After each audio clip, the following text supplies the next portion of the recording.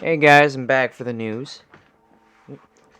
And just before we get in the video, I am aware of the train derailment situation that's been happening over the last couple weeks.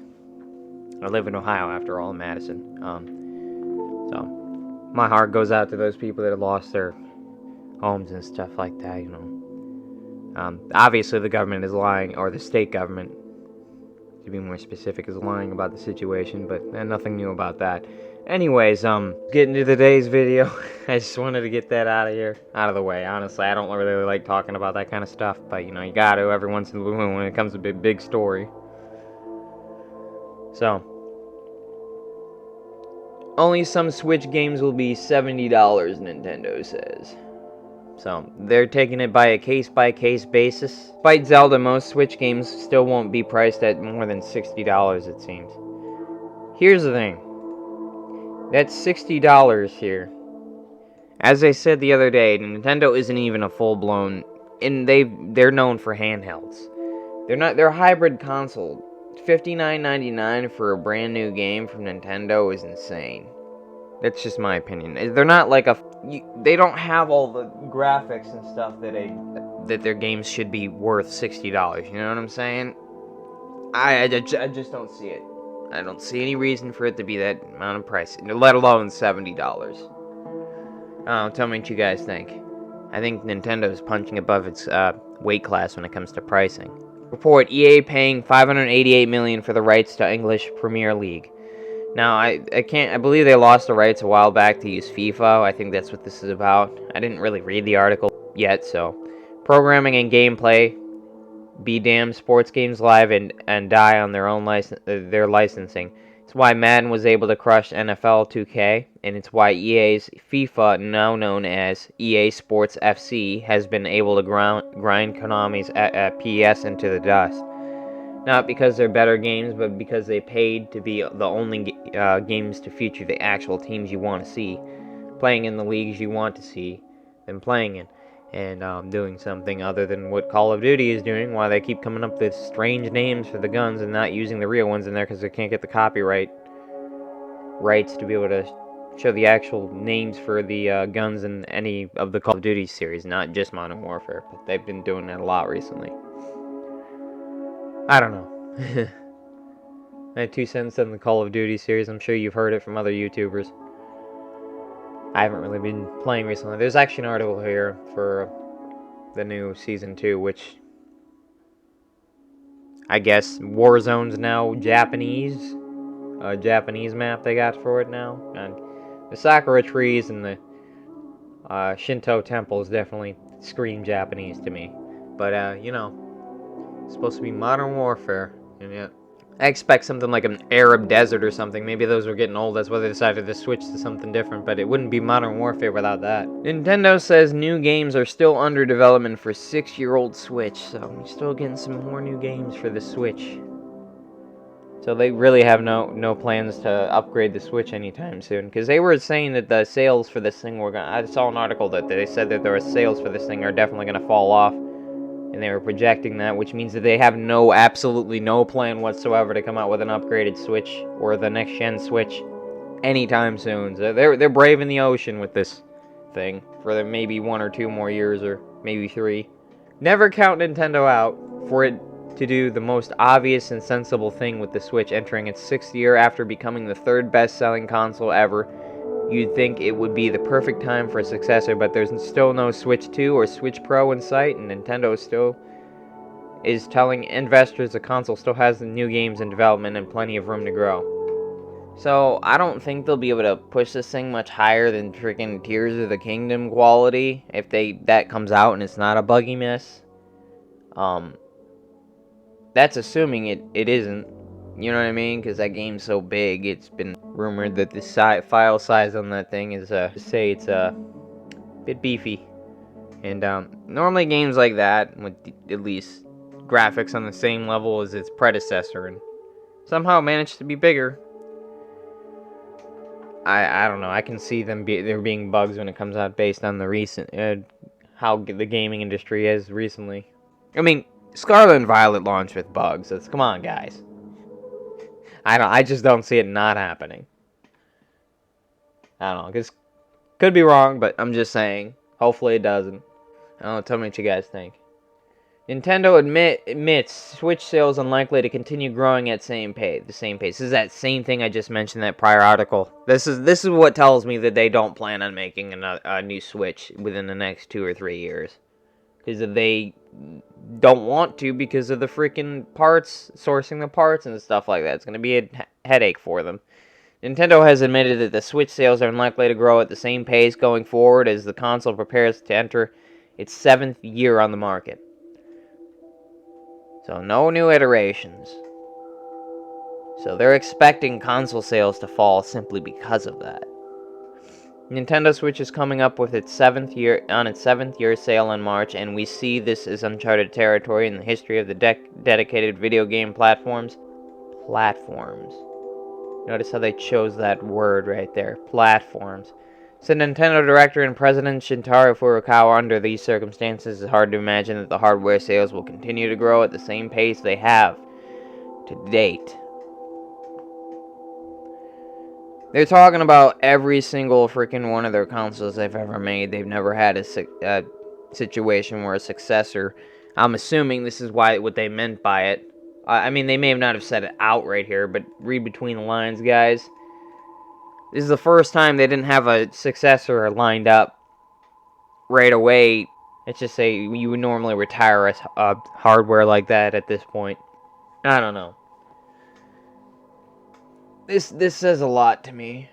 Let's just say that this article does. Zelda Tears of the Kingdom, I mentioned its file size, has the largest file size of any first-party Nintendo Switch game. It comes in at 18.2 gigabytes. It's still a small number in comparison to the PlayStation 5 and Xbox Series S series games, which can often use upwards of 100 gigabytes of storage. Yeah, the Call of Duty uses 200 easy. Easy. Microsoft admits Game Pass cannibalizes sales, which I can see, because nobody's buying the brand new games that they would normally get to play, that they weren't, like, they're not major into. So, like, they just play them on Game Pass, which I expected that to happen, and they probably buy them when they wait to go down in deals. It depends on the person, like, I don't know. Microsoft has admitted that putting games on Game Pass, on Xbox Game Pass subscription service, leads to a market decline in base sales. Xbox Game Pass offers games and creators more choices and opportunity in how they discover, experience, and deliver games. For gamers, that means providing another option for them to discover games, play with friends at a great value. For developers, that means creating another option for how they monetize their games. And I'm sure you'll see more in-game microtransactions simply because their sales are getting cannibalized in actual physical digital hardware and the full price stuff. It just gives them another reason to ruin gaming. I'm joking, but, partially not. No, but to be 100% serious with you guys, probably the best thing that ever happened to have a subscription service for gaming. The reason I'm saying that is because there's a lot of duds that come out and they get advertised a heckin' back, and let's just say people end up buying them and they end up being giant wastes of freaking money in a paperweight that people never go back and replay because they're just that bad of a game. So, the fact that you can advertise games on a platform with a subscription fee and you don't have to buy it outright,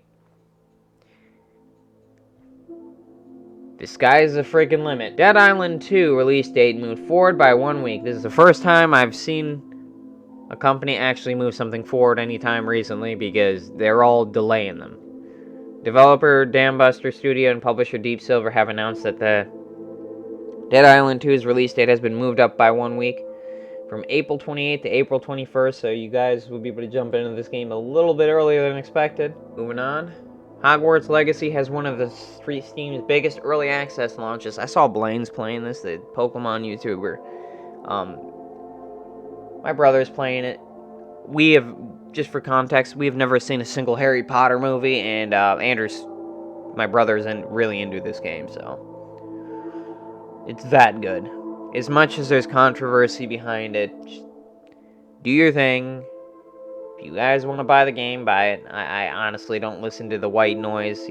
Just because one person is acting sketchy in a company, it doesn't mean that all the other developers have to get punished for their actions. That's just my view on it. But, yeah. It's a good game. Got Modern Warfare 2 and Warzone 2 Path of the Ronin event, guide, and crossbow unlocks. This is what I was talking about. It's got a Japanese theme to it. Both the Warzone too. It's not even like they're trying to freaking keep with modern day events anymore. That's Halo's job. Halo's supposed to be doing that, because Halo's science fiction.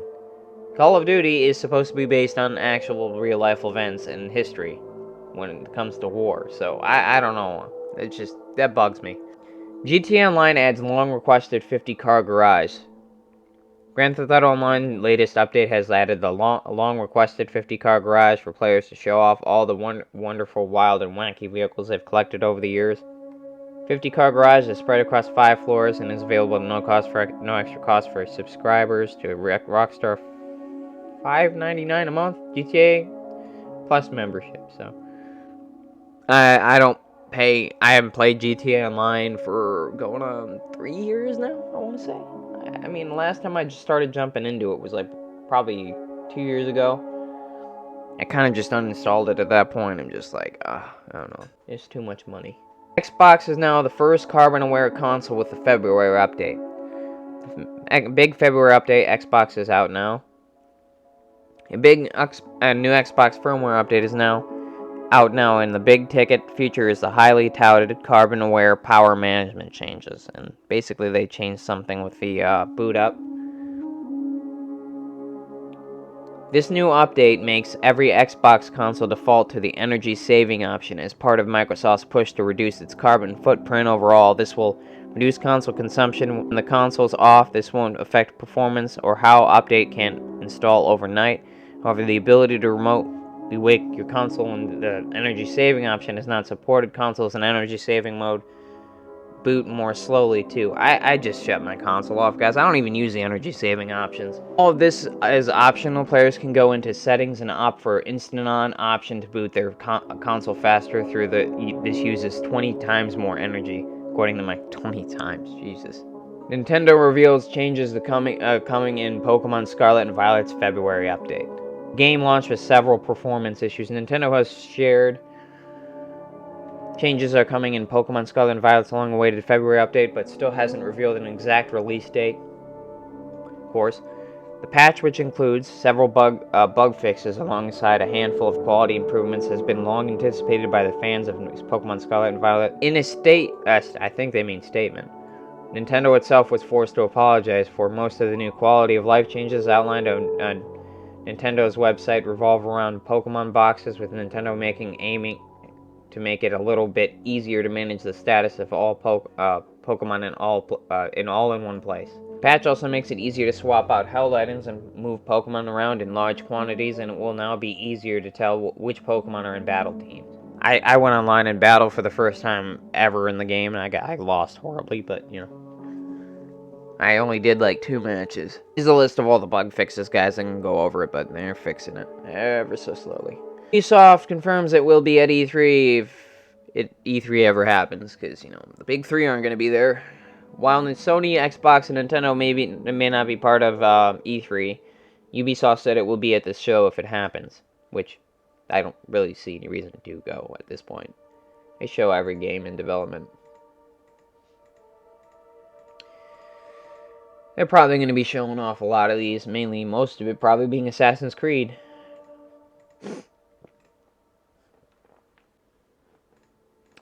I forgot they have a Star Wars game in the works, so for you Star Wars fans out there, they might show something on that. I have no idea. I don't really like making predictions, to be honest with you. Most of the time you can be absolutely freaking wrong, and it ages wrong. Well, I did make a prediction on GTA 6 coming out now a while ago in a short, because people were like making a big deal about it. It might come out this year, and I'm like, no, there's no way it's coming out this year. I give that another 2 years left in the oven at least. Anyway, so any news I don't get here, I'll post on Twitter. Have a nice day, guys, and I'll see you in the next video. As always, sources used in the video will be in the description below. Drop me a like and subscribe. If you like my videos, please ring the bell. I greatly appreciate it. Any news I don't get here, I'll post on my Twitter. And as see you guys in the next video.